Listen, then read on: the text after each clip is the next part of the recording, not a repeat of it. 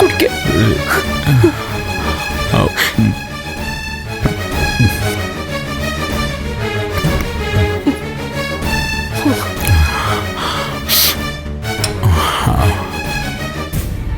മോളെ എന്താ സംഭവിച്ചത്?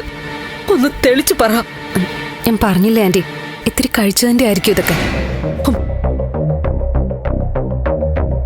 മോള് സിദ്ധുവിനെ ദേവികയും ഒന്നും കണ്ടില്ലേ?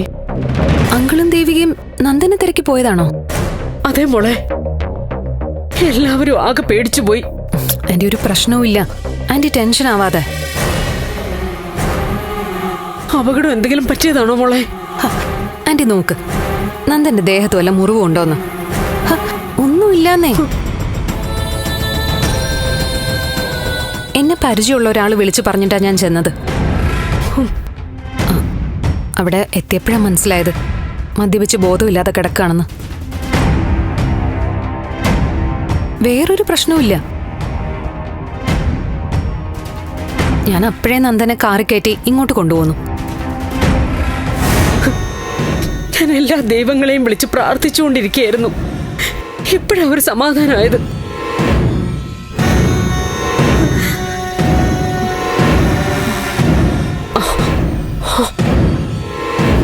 മോനെ, നിന്റെ ഈ കയ്യിൽ തിരുമേനി കെട്ടി തന്ന ചരട് എവിടെ?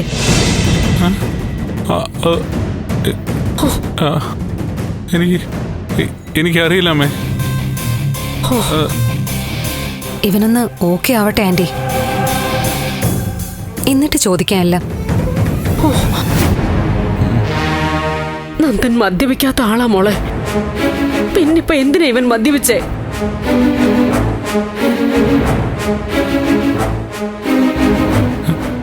ഋഷി,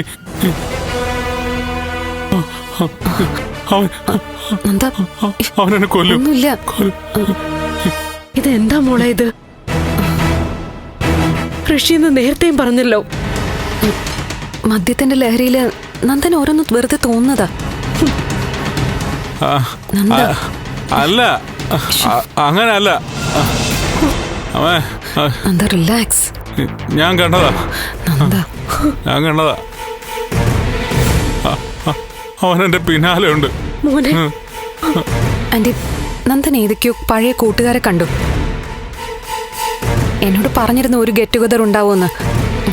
ആ പാർട്ടിയിലായിരിക്കും ഇങ്ങനെ മദ്യപിച്ചത്. മദ്യപിച്ചപ്പോ ഉള്ളിലെ പേടിയും കുറ്റബോധവും ഒക്കെ പുറത്തു വന്നു. അതിന്റെ ലഹരിയില് ചുമ്മാ അങ്ങ് തോന്നി ഋഷി വന്നൂന്ന്. അല്ല, അങ്ങനല്ല. ഋഷിയെ കൊന്ന ഞാനല്ലേ? അപ്പോ എന്നോട് പ്രതികാരം ചോദിക്കാൻ വേണ്ടി വന്നതാ. അവനെന്നെ കൊല്ലും. ഇങ്ങനൊന്നും പറയല്ലേ. ഇനിയിപ്പോ ഒന്നും ചോദിക്കണ്ട ആന്റി. ഇതിനെക്കുറിച്ച് ആലോചിച്ച് വിഷമിക്കുകയും വേണ്ട.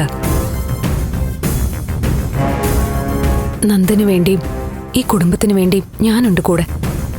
എന്നാലും എന്റെ നന്ദൻ മദ്യപിച്ചിട്ടൊന്നും വരാറില്ല.